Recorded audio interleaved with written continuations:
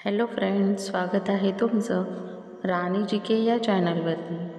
प्रश्न पहिला आहे, शेगाव हे कोणत्या जिल्ह्यात आहे?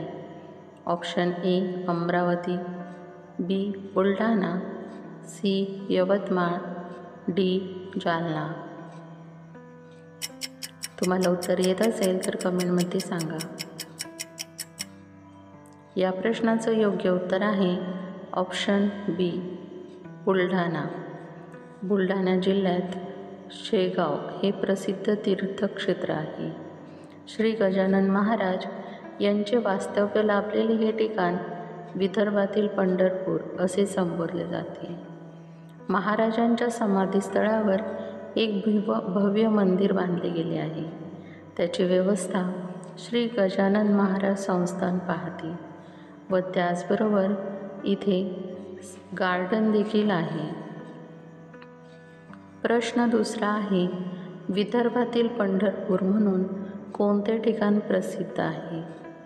Option A Gujarat, B Jalna, C Sawantwadi, D Dhapewada. उत्तर येत असेल तर कमेंटमध्ये सांगा। या प्रश्नाचं योग्य उत्तर आहे ऑप्शन डी धापेवाडा। आजचा नागपूर जिल्ह्यात एक गाव आहे। नागपूर शहरात सुमारे 40 किलोमीटर अंतरावर आहे, म्हणजेच हे 1 तास दूर आहे। हे ठिकाण गावच्या जवळ असलेल्या डोंगरावर असलेले प्राचीन मंदिर संकुलासाठी प्रामुख्याने प्रसिद्ध आहे। आजसापासून जवळजवळ 2 किलोमीटर अंतरावर धापेवाडा हे गाव चंद्रभागा नदीच्या काठावर वसलेले आहे। शहराचं एक वैशिष्ट्य म्हणजे विठोबाचे मंदिर, जे नदीकडे दुर्लक्ष करते। उमाजी आबा दिवाण आणि राजा बाजीराव भोसले यांनी हे बांधले होते। आश्चर्याची गोष्ट म्हणजे धापेवाड्याला विदर्भाचे पंढरपूर असे म्हणतात। प्रश्न तिसरा आहे, सार्वजनिक गणेशोत्सव कोणी सुरू केला? Option A Sardar Vallabhbhai Patel, B Lokmanya Tilak, C Mahatma Phule, D Mahatma Gandhi. उत्तर येत असेल तर कमेंटमध्ये सांगा। या प्रश्नाचं योग्य उत्तर आहे ऑप्शन बी लोकमान्य टिळक।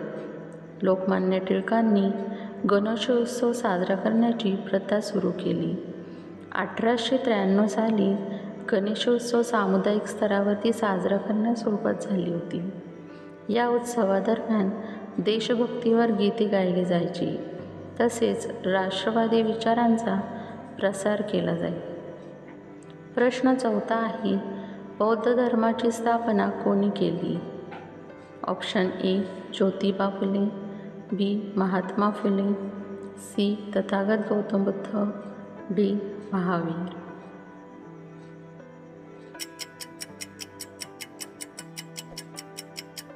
या प्रश्नाचं योग्य उत्तर आहे ऑप्शन सी तथागत गौतम बुद्ध। यांनी 6व्या शतकाच्या उत्तरार्ध सिद्धार्थ गौतम म्हणजेच गौतम बुद्धांनी या बौद्ध धर्माची स्थापना केली होती। आशियातील बहुतेक देशांमध्ये महत्त्वाचा धर्म हा बौद्ध धर्म मानला जातो। प्रश्न पाचवा आहे, गीतांजली हा ग्रंथ कोणी लिहिला? Option A Mahatma Phule, B Ram Desai, C Rabindranath Tagore, D Lokmanya Tilak.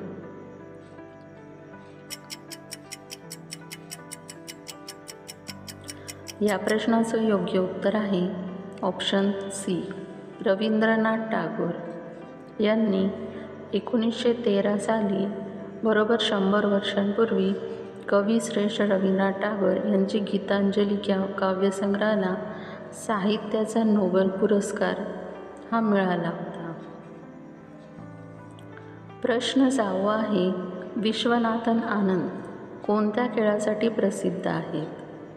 Option A badminton, B carrom, C cricket, D बुद्धिबळ। उत्तर येत असेल तर कमेंटमध्ये सांगा। या प्रश्नाचं योग्य उत्तर आहे ऑप्शन डी बुद्धिबळ. बुद्धिबळ विश्वनाथन आनंद हे एक प्रतिभाशाली बुद्धिबळ खेळाडू आहेत. बुद्धिबळ खेळामध्ये अतिशय प्रसिद्ध नावाजलेले नाव व बुद्धिबळाचा राजा म्हणून विश्वनाथन आनंद यांच्याकडे पाहिले जाते.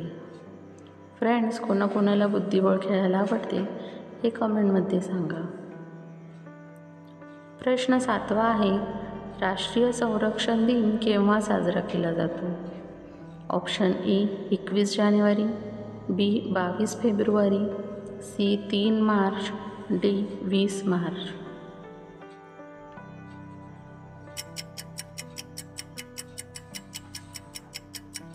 या प्रश्नाचं योग्य उत्तर आहे ऑप्शन सी 3 मार्च.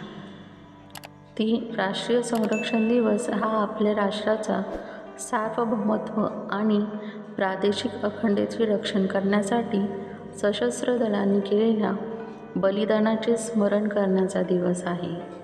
भारतात दरवर्षी 3 मार्च रोजी हा संरक्षण दिन साजरा केला जातो. 2024 या वर्षामध्ये या कार्यक्रमाचा 86वा वर्धापन दिन आहे. प्रश्न 8वा आहे, सूर्यग्रहणाचे किती प्रकार आहेत?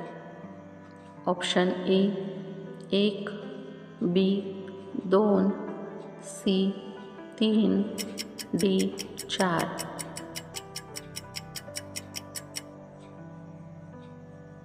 या प्रश्नाचं योग्य उत्तर आहे ऑप्शन डी 4. सूर्यग्रहणाचे एकूण 4 प्रकार आहेत. आंशिक, पूर्ण, कंकणाकृती आणि संकरित हे प्रामुख्याने सूर्यग्रहणाचे 4 प्रकार आहेत. प्रश्न 9वा आहे, राष्ट्रीय हिंदी दिवस केव्हा साजरा केला जातो? ऑप्शन ए 15 एप्रिल, बी 27 जून, सी 11 जुलै, डी 14 सप्टेंबर. उत्तर कमेंटमध्ये सांगा. या प्रश्नाचं योग्य उत्तर आहे ऑप्शन डी 14 सप्टेंबर. हिंदी दिवस भारताची अधिकृत भाषा म्हणून हिंदी स्वीकारल्याच्या स्मरणार्थ दरवर्षी 14 सप्टेंबर या रोजी राष्ट्रीय हिंदी दिवस हा साजरा केला जातो. प्रश्न 10वा आहे, पर्यावरणाचे रक्षण केल्यावर काय होऊ शकते? ऑप्शन ए आरोग्यास घातक, बी प्रदूषण वाढेल, सी प्रदूषण कमी होईल, डी वरीलपैकी सर्व.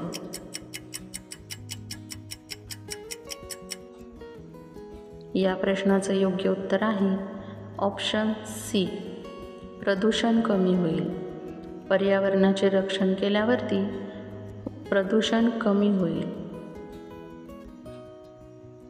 फ्रेंड्स, तुम्हाला व्हिडिओ कसा वाटला हे कमेंटमध्ये सांगा आणि त्याचबरोबर तुमचे किती उत्तरं बरोबर आली हे देखील कमेंटमध्ये सांगा. जर तुम्हाला व्हिडिओ आवडला असेल तर व्हिडिओला लाईक करा, चॅनलला सबस्क्राईब करा आणि बेल आयकॉन दाबायला विसरू नका. व्हिडिओ बघितल्याबद्दल धन्यवाद.